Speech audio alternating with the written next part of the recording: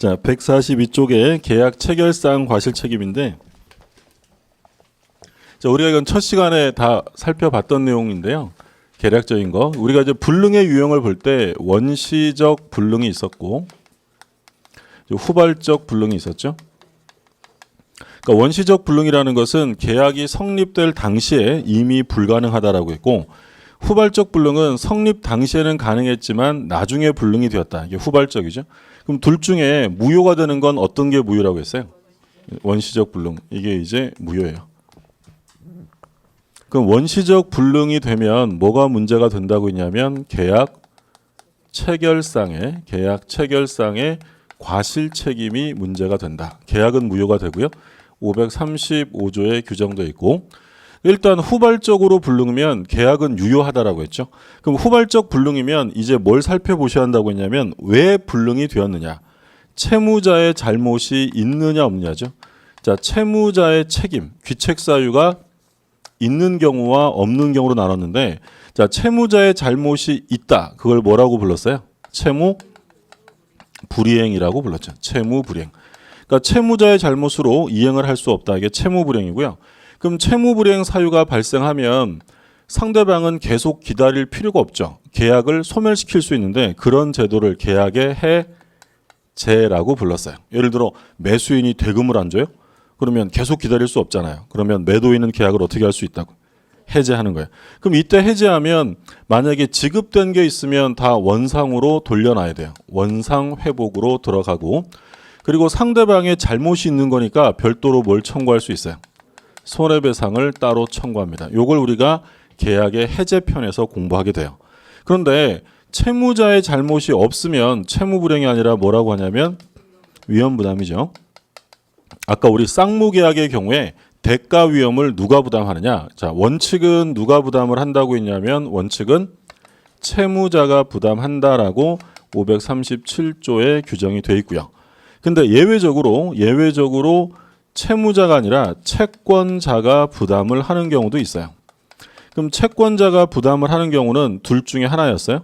만약에 수령지체가 있었다면 수령지체 중에 불능이 되거나 또는 채권자의 책임이 있다. 채권자의 책임이 있으면 그때는 채권자가 부담을 합니다. 그러니까 이 내용들을 지금 쭉 보는 거예요. 그럼 먼저 뭐부터 나오냐면 계약 체결상 과실 책임이에요. 그럼 이건 항상 계약 체결상 과실 책임은 언제만 나올 수 있는 말이에요? 원시적 불능에서만 나와요. 자, 535조를 보세요.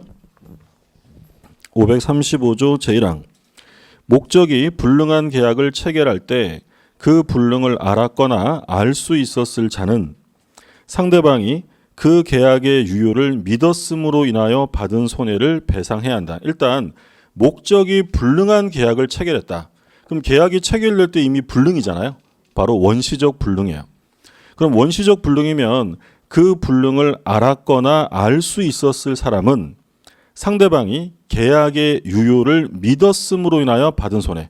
자, 유효를 믿었음으로 받은 손해를 줄여서 신뢰이익이라고 불러요. 신뢰이익 또는 신뢰손해라고도 하고, 신뢰이익을 배상해야 한다. 그러나 그 배상액은 계약이 유효함으로 인하여 생길 이익액을 넘지 못한다. 그러니까 유효함으로 생길 이익액을 줄여서 이행이익이라고 불러요.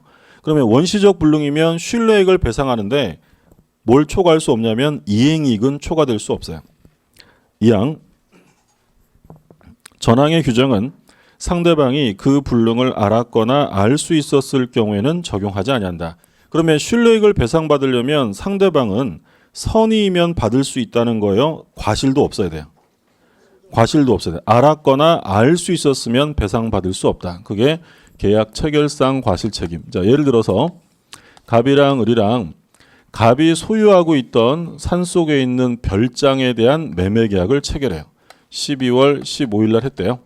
을이 옛날에 한번 가본 적이 있는데 이게 마음이 들어서 계약을 했다. 근데 매매 계약을 체결했는데 나중에 봤더니 이 목적물이 12월 14일 날 계약 전날에 그 지역에 산불이 나는 바람에 이게 전부 다 화재로 소실되었대요. 그러면 이 계약은 유효예요? 무효예요? 언제 불능이 됐어요? 성립 전이에요? 후예요? 전에. 그럼 원시적 불능이죠. 그럼 이런 매매 계약은 무효가 돼요. 근데 이 을은 그게 원시적 불능이라는 사실을 전혀 몰랐고 과실이 없대요. 선이 무과실이다. 근데 이 매도인은요, 이게 원시적 불능임을 연락을 받아서 알았거나 또는 알 수 있었대요. 악의가 있거나 과실이 있다. 자, 이런 경우에 갑은 을에게 뭘 배상해 주라고요? 을이 유효하다라고 믿음으로 들어간 손해, 신뢰이익을 배상해 주라는 거예요. 그러니까 신뢰이익을 배상을 해주는데 한도액은 무제한이 아니고요. 한도액은 이행이익을 한도로 해요. 이행이익을 한도로 신뢰이익을 배상해 줘야 한다. 그럼 신뢰이익이라는 건 뭐냐면 계약이 유효하다라고 믿고 쓴 돈. 예를 들자면 얘가 저거 살려고 왔다 갔다 알아보느라고 여비가 들어갔어요. 여비.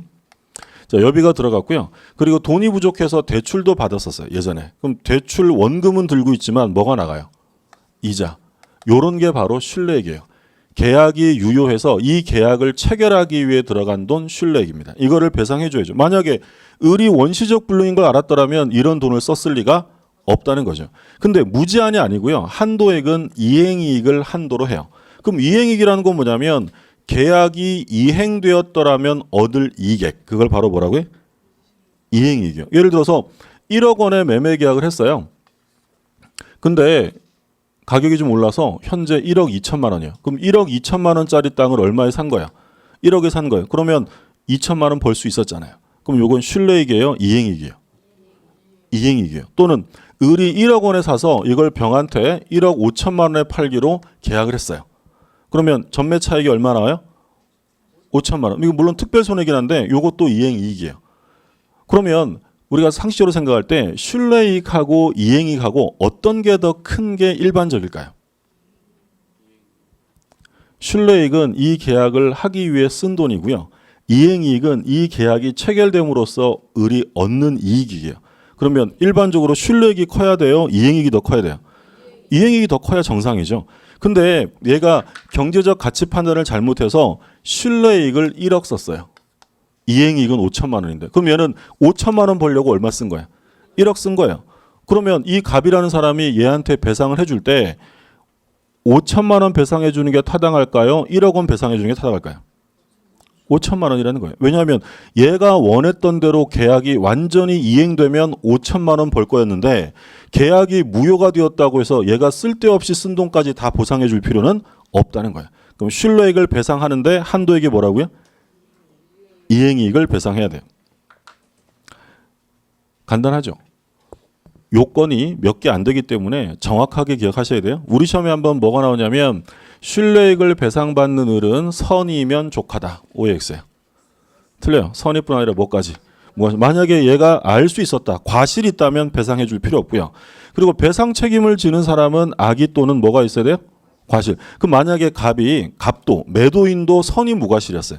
원시적 불능이라는 걸 과실 없이 모르고 팔았대요. 배상해야 돼요? 할 필요 없어요? 할 필요 없어요. 언제만 하라고요? 알았거나 얘도 선이 무과실이면 얘 불쌍한 애잖아요.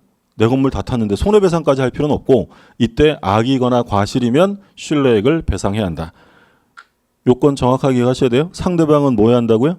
선의 무과실. 책임지는 사람은 악의 또는 과실이고 신뢰액을 배상하는데 한도액이 뭐라고요? 이행이익을 한도로 배상한다. 그게 지금 535조의 요건이에요. 원시적 불능이고 오른쪽에 1번 원시적 불능이고 2번 일방의 악의 또는 과실 그리고 3번에 상대방은 뭐야 돼? 선이 무과실 이렇게 나와 있죠.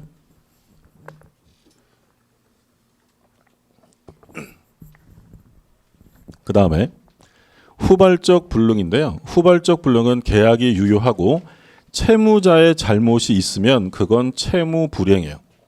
그러면 계약을 뭐 할 수 있다고 했냐면 해제할 수 있다라고 했어요. 그러면 해제는 계약이에요? 단독행위예요? 예를 들어서 제가 매매 계약을 했는데 상대방이 약속을 안 지켜요. 그러면 저는 계약을 뭐 할 수 있어요? 해제할 수 있어요. 그럼 제가 해제했을 때 약속 안 지킨 사람이 승낙을 해줘야 해제가 될까요? 일방적으로 해제할까요? 일방적으로. 그러면 해제는 계약이에요? 단독행위예요? 단독행위예요. 근데 우리가 첫 시간에 뭐라고 공부했냐면 단독행위는 자기가 하고 싶다고 언제든지 할 수 있어요. 법률이 정할 때 하는 거예요. 법률이 정할 때. 그래서 우리가 지금까지 공부한 거에 의하면 취소라는 단독행위는 언제 한다고 했죠? 딱 세 개밖에 없었어요. 제, 착, 사. 제한 능력, 차고, 사기 강박. 이때 취소하라고 법률이 규정을 해놨기 때문이에요. 그러면 여기서 할 수 있는 건 다음 시간에 공부하겠지만 여기서 해제라는 것은요. 해제라는 것은 우리 법이 언제 해제하라고 정해놨다는 거예요. 채무불이행 사유가 발생하면 해제하도록 정해놓은 거예요. 그럼 이때 채무불이행이라는 말을 쓰려면 반드시 채무자의 잘못이 있어야 하는 거예요. 이건 해제편에서 또 볼 거고. 근데 채무자의 잘못이 없다. 자, 갑이랑 을이랑 매매 계약을 했어요. 그리고 을이 갑에게 계약금으로 1,000만 원을 지급을 한 상태예요. 근데 계약이 12월 15일 날 체결됐는데 이 목적물이 12월 17일 날 번개 맞고 불타버렸어요. 자, 그러면 일단 매매 계약은 유효해요, 무효해요? 계약은 유효해요. 왜 유효하다는 거예요? 언제 불능이 됐으니까? 후발적. 성립 이후니까 후발적 불능이니까 계약은 무효다라고 하면 틀려요. 계약은 유효해요. 자, 그러면 갑은 을에게 이제 소유권을 넘겨줄 수는 있어요, 없어요? 불타버렸대요. 없어요. 목적물이 멸실되었으니까 소유권을 못 넘겨줘요. 그럼 문제는 얘 잘못 없이 목적물이 멸실되었을 때 을이 갑에게 대금을 지급해야 되느냐 할 필요 없느냐 그걸 묻는 거예요. 대금을 지급해야 돼요? 할 필요 없어요? 할 필요 없다라는 거예요. 그러면 누가 위험을 부담하는 거예요? 갑. 얘가 채무자라는 거예요. 그러니까 이게 물론 얘는 채무자임과 동시에 대금 채권자인데 얘를 이제 채무자라고 부르는 건 지금 불능을 보잖아요. 불능. 그럼 불능이라는 건 목적물을 넘겨주는 게 불능이죠. 그럼 목적물 넘겨줄 의무자가 매도인이에요, 매수인이에요? 매도인이죠. 그러니까 얘가 지금 채무자인 거야. 그럼 채무자의 잘못 없이 목적물이 멸실이 되었을 때는 대금을 지급하지 않아도 된다. 이해되셨어요? 우리가 그런 얘기 했었어요. 우리가 을의 입장에서 한번 생각해 보세요. 을의 입장에서 매매 계약을 하고 계약금을 준 상태인데 며칠 있다가 갑이 전화했어요. 매도인이 전화해서 뭐라고 했냐면 어이 매수인 어떡하냐? 네가 계약한 거 어제 번개 맞고 다 탔다 이럽니다. 그럼 우리가 매수인 입장이면 야, 넌 마음 많이 아프겠다 하면서 중도금 잔금을 바로 쏴주실래? 그럴 리가 없잖아요. 그럼 이미 지급한 계약금은 어떻게 위로금이에요? 돌려받아야 돼요. 돌려받아야죠. 그러니까 뭐 유감스럽지만 이 계약금도 부당이득으로 돌려받는 거예요. 그러면 갑의 입장에서는 내 건물은 불탔지만 대금은 한 푼도 받을 수 없어요. 누가 위험을 부담한다고요? 채무자가. 그럼 채무자가 위험을 부담한다는 건 채무자는 상대방에게 이행을 해달라라고 청구할 수가 없다라는 거예요. 그럼 만약에 채권자가 부담한다면 채무자가 이행 청구할 수 있다는 거예요, 없다는 거예요? 있다라는 거예요? 그러면 예를 들어서 얘가 언제 이걸 인도받기로 했었냐면 예를 들어 12월 16일 날 인도받기로 계약이 돼 있었대요. 근데 인도받기로 한 을이 정당한 사유 없이 받지를 않아요. 받지 않는다가 뭐예요? 수령 지체예요. 수령을 지체하고 있다. 다른 말로 하면 채권자가 지체를 하는 거니까 채권자 지체라고 부르기도 해요. 수령을 지체하고 있다. 자, 그런데 얘가 수령을 지체하다가 12월 17일 날 번개 맞고 불탔대요. 이때는 누가 위험 부담하라는 거예요? 을이 부담하는 거예요. 얘 제 날짜 받았으면 얘네 집 불나는 거잖아요. 그래서 얘가 수령 지체 도중에 불능이 되었다. 그러면 갑은 을에게 대금을 청구할 수 있다는 거예요, 없다는 거예요? 있다는 거예요. 그럼 을의 입장에서는 건물은 다 타버려서 못 받지만 대금은 줘라. 이게 바로 채권자 부담이에요. 두 번째는 누구 잘못이 있을 때? 채권자 잘못. 이건 말할 것도 없죠. 을이 매매 계약을 했고요. 그 매매 목적물에 을이 놀러 가서 을이 불태워 먹었대요. 그럼 당연히 누가 부담해야 돼요? 을이. 그럼 갑은 을에게 대금 줘라고 할 수 있다. 그러니까 원칙은 누가 부담하는 게 원칙이냐면 채무자인데 두 가지 경우에 채권자 부담이 나와요. 수령 지체 중이거나 채권자의 잘못이 있을 때. 자, 조문 확인하고 넘어가죠. 147쪽입니다. 147쪽 원칙 채무자주의라고 되어 있죠. 537조를 보시면 쌍무계약의 당사자 1방의 채무가 당사자 쌍방의 책임 없는 사유로 이행할 수 없게 된 때는 채무자는 상대방의 이행을 청구하지 못한다. 그러니까 채무자가 이행을 청구하지 못하는 거니까 누가 부담하는 거예요? 채무자가 부담하는 거예요. 근데 밑에 538조 채권자주의 1항만 보세요. 1항만. 쌍무계약의 당사자 일방의 채무가 채권자의 책임 있는 사유로 이행할 수 없게 된 때는, 자, 누구 잘못이 나왔어요? 채권자 책임이에요. 채무자는 상대방의 이행을 청구할 수 있다. 채권자의 수령 지체 중에 당사자 쌍방의 책임 없는 사유로 이행할 수 없게 된 때도 같다. 두 가지 나왔죠. 둘째 줄에 채권자의 책임 있는 사유고요. 셋째 줄 마지막에 뭐 채권자의 수령 지체. 그 수령 지체나 채권자의 잘못이 있으면 채무자는 이행하라고 청구할 수 있다. 그 원칙은 채무자가 부담하는 건데 채권자가 부담하는 경우가 두 가지 있다. 확인하시고. 자, 그래서 위험 부담까지 같이 정리를 했고요. 그 다음에 앞으로 오셔서 144쪽입니다. 144쪽에 동시이행의 항변권. 동시이행의 항변권은 매년 출제가 되는 부분이고요. 536조 제1항. 쌍무계약의 당사자 일방은 상대방이 그 채무 이행을 제공할 때까지 자기 채무 이행을 거절할 수 있다. 너 할 때까지 나 안 해. 이렇게 거절할 수 있는 거죠. 그러나 상대방의 채무가 변제기에 있지 아니한 때는 그러하지 아니하다. 그럼 동시행을 주장하려면 상대방 채무가 변제기에 도달했어야 한다는 거고요. 2항. 당사자 일방이 상대방에게 먼저 이행하여야 할 경우, 줄여서 말하면 선이행 의무가 있는 경우요. 선이행 의무가 있는 경우에 상대방의 이행이 곤란할 현저한 사유가 있어도 1항처럼 동시행을 주장할 수 있다라는 거죠. 자, 갑이 을하고 매매 계약을 합니다. 그래서 매도인 갑이 소유권을 넘겨주는 것과 을이 갑에게 대금, 잔대금을 지급하는 것은 서로 대가적이죠. 대가성이 있으니까 이행을 할 때 같이 이행을 해라. 이게 바로 동시이행 관계예요. 그럼 이 동시행의 항변권, 앞에서 우리가 한번 잠깐 얘기했었는데 동시행의 항변권의 가장 큰 의미는 뭐냐면 을이 대금을 주기로 한 날짜가 원래 언제였냐면 12월 22일이었어요. 어저께 주기로 계약이 체결돼 있었는데 을이라는 사람이 약속한 날에 대금을 지급하지 않았습니다. 그럼 약속한 날에 약속을 이행하지 않았으니까 원칙적으로 이건 뭐가 돼요? 채무 불이행. 그럼 얘는 이행 지체 책임을 져야 돼요. 그런데 얘가 왜 대금을 안 줬는지 봤더니 갑이 등기를 주지 않았기 때문에 얘도 대금을 안 준 거예요. 그럼 얘는 이행 지체 책임을 져야 돼요? 질 필요 없다는 거예요. 질 필요 없다는 거예요. 그래서 동시행의 항변권이 갖는 의미는 이행을 하지 않았으면 원래 위법하기 때문에 책임을 져야 되는데 이 사람이 이행을 하지 않은 이유가 동시행의 항변권이 있었다면 이행 지체 책임으로부터 면제될 수 있다. 그게 바로 동시행의 항변권이에요. 그럼 이 동시행의 항변권이 성립하기 위한 요건이 나오는데, 자, 첫 번째는 두 사람들의 채무 관계가 하나의 쌍무 계약에서 발생이 돼야 돼요. 그러니까 하나의 쌍무 계약, 즉 동일한 계약에서 나와야 돼요. 별개 계약이 아니고.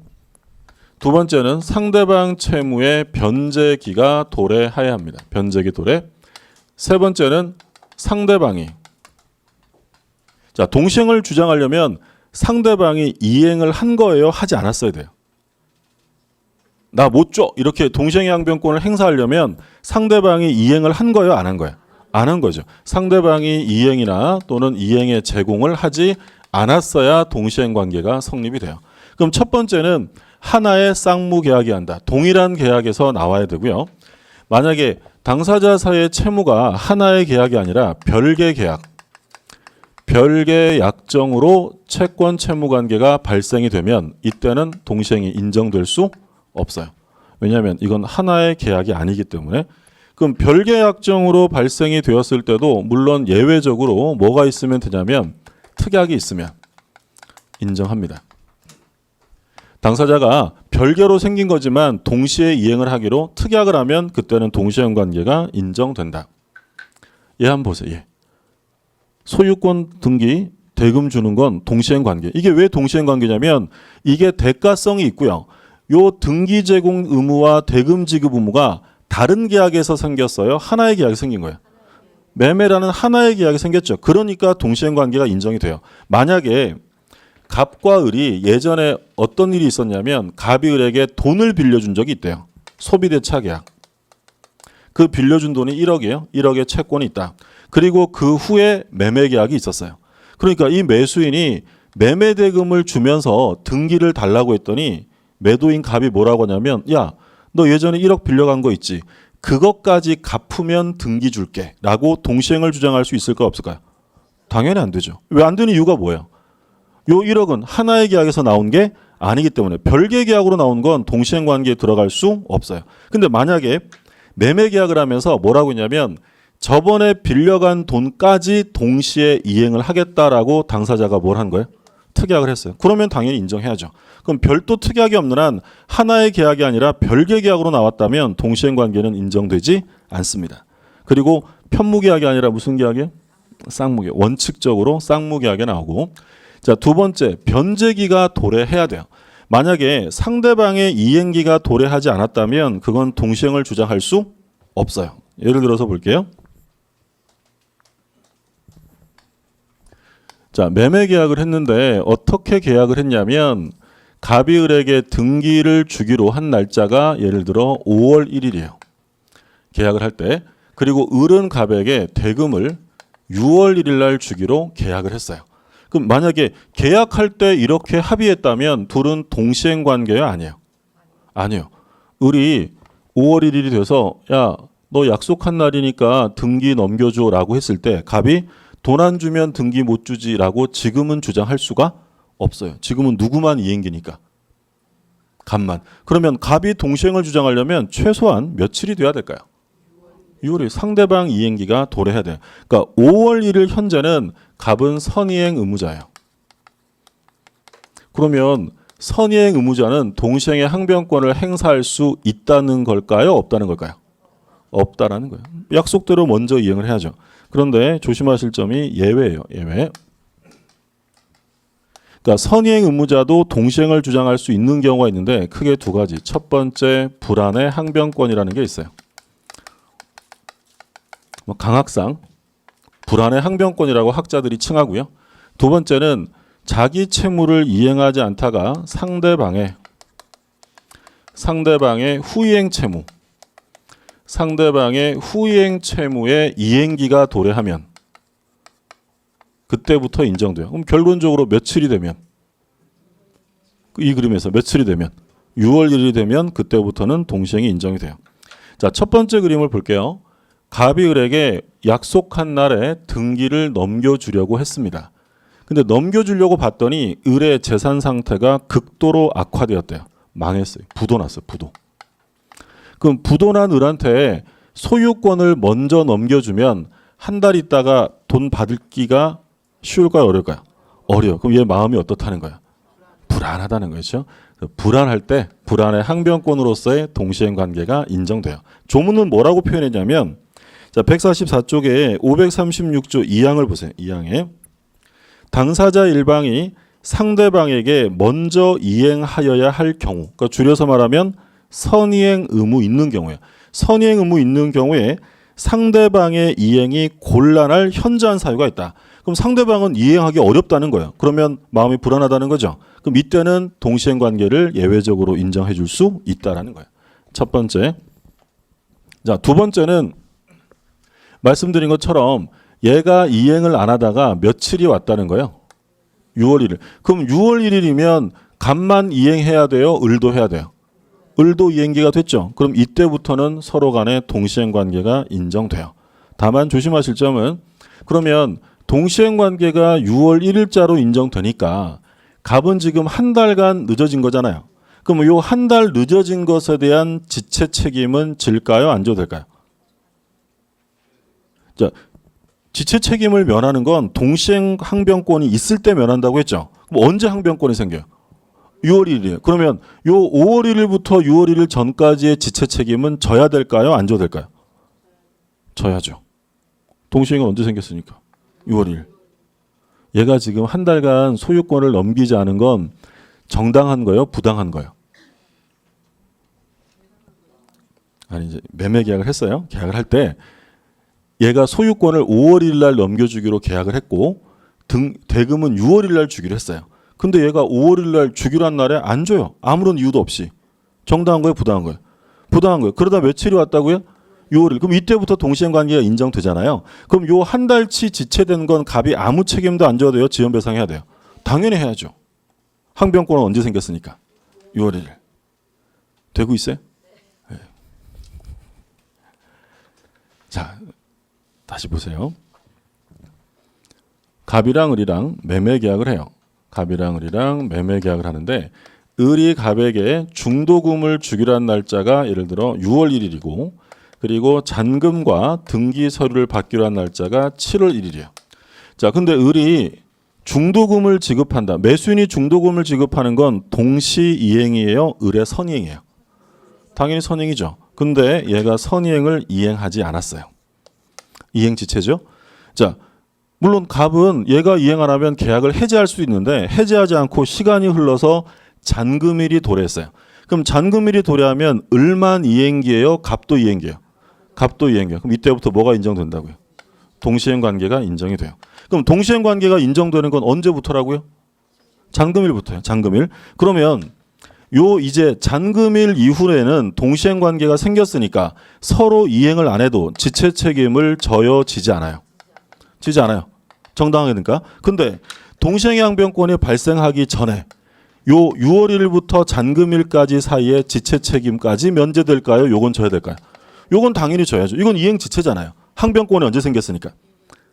7일. 잔금일이니까. 그럼 얘도 마찬가지예요. 항변권이 언제 생겼어요? 6월 1일. 그러면 5월 1일 날 주기로 한 사람이 안 줬다면 요 한 달 사이에 지체 책임도 면제요. 요건 별개로 져야 돼요. 별개로 져요. 그러니까 항변권이 발생하면 그때부터 책임을 면하는 것이지 모든 책임을 면한다는 것은 아니다라는 거죠. 이해되셨어요? 예. 되셨다고 믿고 안 되셨으면 또 다음 기회가 있어요. 다음에 또 볼 거고. 자, 그 다음에 3번. 상대방이 이행이나 제공을 하지 않았어야 돼요. 넘겨보세요. 중요한 판례가 나옵니다.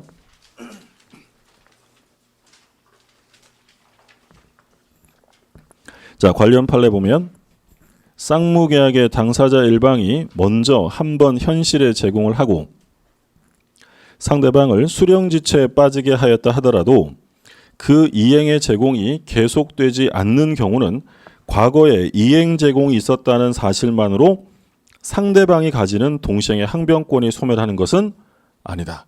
그러니까 상대방의 항변권을 소멸시키려면 예전에 제공한 것으로 충분하다는 거예요. 지금 제공이 돼야 돼요. 지금. 자, 그럼 보세요. 갑이 을하고 이제 매매 계약을 했는데 갑이 을에게 등기를 제공합니다. 근데 을이 등기를 안 받았어요. 자, 안 받았다 그거 뭐라 그랬어요? 수령지체예요. 자, 얘가 수령지체니까 갑이 어라 주는데 안 받아? 그럼 나도 이제 안 줘. 라고 등기 제공을 거둡니다. 더 이상 안 줘요. 그리고 갑이 이제 한 달 있다 찾아가서 뭐라고 하냐면 야, 등기는 내가 옛날에 한번 보여줬지? 그러니까 이번에는 대금부터 내놔 이럽니다. 그러면 을은 대금을 먼저 줘야 될까요? 지금이라도 동시행을 하자고 주장할 수 있을까요? 할 수 있다는 거예요. 무슨 말인지 아셨죠? 그럼 그 얘기를 이제 바꿔서 표현하면 갑이 상대방의 항변권을 동시행의 항변권을 소멸시키려고 합니다. 자, 상대방의 항변권을 소멸시키려면 이행 제공은 딱 한 번 1회적인 제공이면 된다는 거예요. 계속적으로 제공돼야 되는 거예요. 계속 1회적 제공으로 소멸되지 않아요. 자, 그럼 요거를 이제 바꿔서 표현합니다. 갑이 이행 제공을 계속하지 않고 중단해요. 자, 갑이 이행 제공을 중단했다면 을은 동시행의 항변권을 행사할 수 있다는 거예요, 없다는 거예요? 갑이 이행 제공을 계속하지 않고 중단했대요. 중단. 그럼 을은 동시행의 항변권을 행사할 수 없을까요? 지금도 할 수 있을까요? 할 수 있겠죠. 그런 한결같은 표정으로 보지 마시고 다시 보세요. 다시. 지금 뭐라 그랬냐면 수령지체에 빠졌어도요. 옛날에 등기 한 번 준 거 가지고 을이 동시행의 항변권을 행사하지 못하게 하진 않아요. 수령지체에 빠졌어도 동시행의 항변권은 주장될 수 있는데, 그러니까 이 갑이 을의 항변권을 없애버리려고요. 그럼 옛날에 한 번 준 것으로 되어 지금 제공해줘야 돼요. 지금 제공해줘야 돼요. 근데 이 갑이 이행 제공을 계속하지 않고 뭐 했다고요? 중단했어요. 그럼 얘가 이행 제공을 안 한 거잖아요. 그러면 을은 먼저 이행해야 돼요? 동시에 항변권을 행사할 수 있어요? 할 수 있다는 거예요. 무슨 말인지 아시겠어요? 다시 보세요. 판례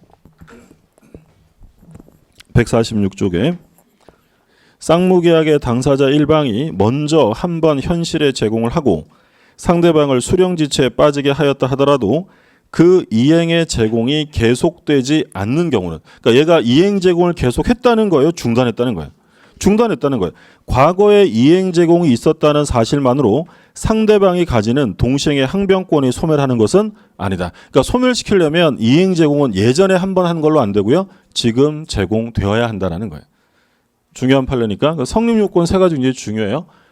하나의 계약에서 나와야 되고, 쌍무계약, 변제기가 도래해야 되고, 상대방이 이행이나 제공을 하지 않았어야 됩니다. 자, 효력 나오죠. 동그라미 1번 이행 거절의 권능이에요. 근데 영원히 안 하겠다는 건 아니고 당신이 할 때까지 나도 안 하겠다 이거잖아요. 그래서 넷째 줄에 무슨 항변권이라고 되어 있어요? 연기적 항변권. 영구적인 게 아니고, 영구적이 아니라 연기하겠다. 당신 할 때까지 나도 연기하겠다는 연기적 항변권이고, 자 2번에 보면 이행 지체 책임의 면제가 나옵니다. 동시행 항변권을 가지는 자는 이행기에 이행하지 않더라도 지체가 되지 않는다. 이게 동시행 항변권의 가장 중요한 효력이죠. 이행 지체 책임으로부터의 면제가 됩니다. 즉 동시행의 항변권은 존재하는 것 자체만으로 이행 지체 책임을 면하게 된다. 그러니까 여기서 이제 유의하실 점 뭐냐면,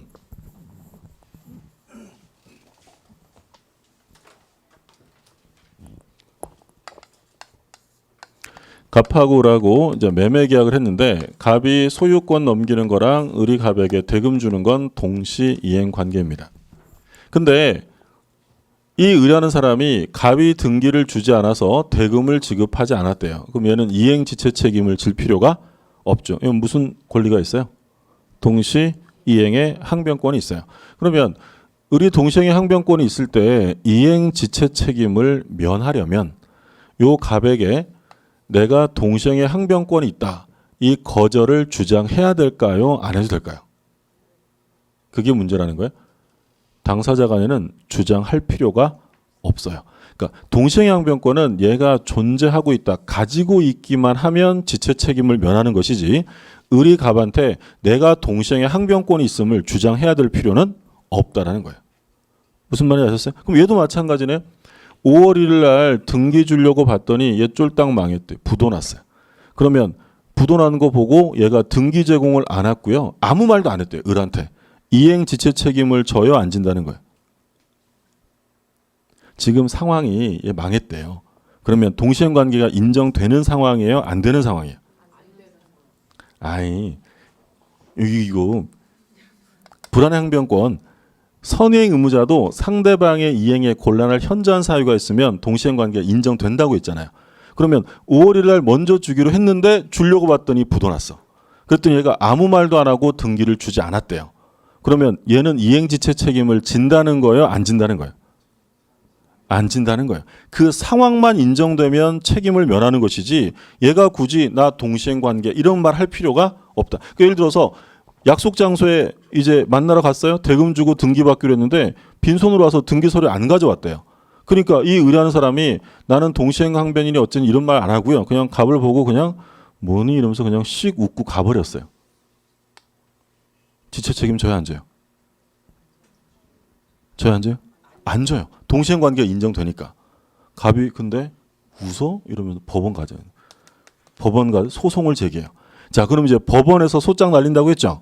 그러면 법원에다가는 주장해야 될까요? 안 해야 될까요? 당연히 주장해야죠. 그죠?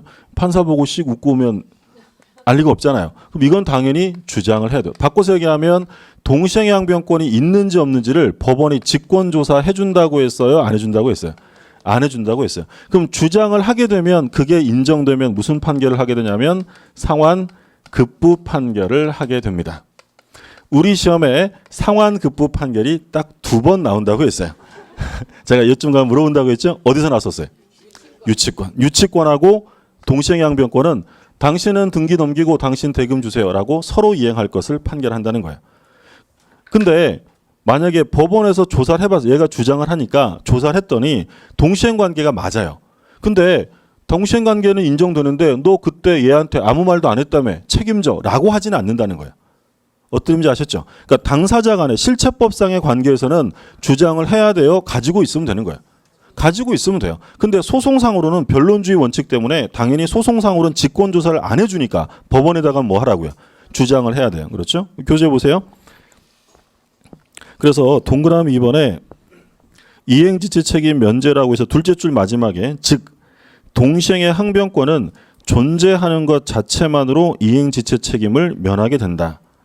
바꿔서 얘기하면 오른쪽에 판례 보세요. 왼쪽에 왼쪽 보조단에 이행 거절의 권능을 가지는 경우에는 비록 이행 거절의 의사를 구체적으로 밝히지 아니하였다 할지라도 이행 거절 권능 존재 자체로 지체 책임은 발생하지 않는다. 그러니까 주장을 하라는 거예요. 할 필요도 없다는 거예요. 할 필요 없어. 가지고 있으면 돼요. 그런데 3번에 보면 소송상의 효력에 법원이 직권으로 고려할 수 없고 이번 시험에 출제가 됐어요. 동시행의 항변권은 법원이 직권 고려할 수 있느냐? 안 돼요. 주장을 해야 되죠. 그럼 주장하면 마지막에 무슨 판결한다고 돼 있어요? 상환급부 판결.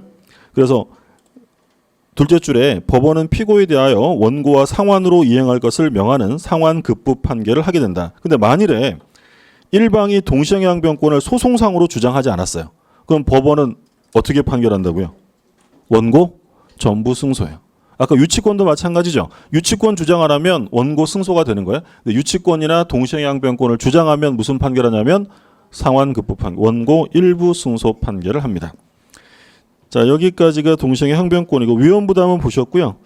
오늘은 여기까지고 다음 주가 마지막 시간이죠. 예, 연말이라 이제 마음이 바쁘실 텐데 그래도 꼭 나오세요. 예, 다음 주에 계약의 해제부터 옵니다. 예, 수고 많으셨습니다.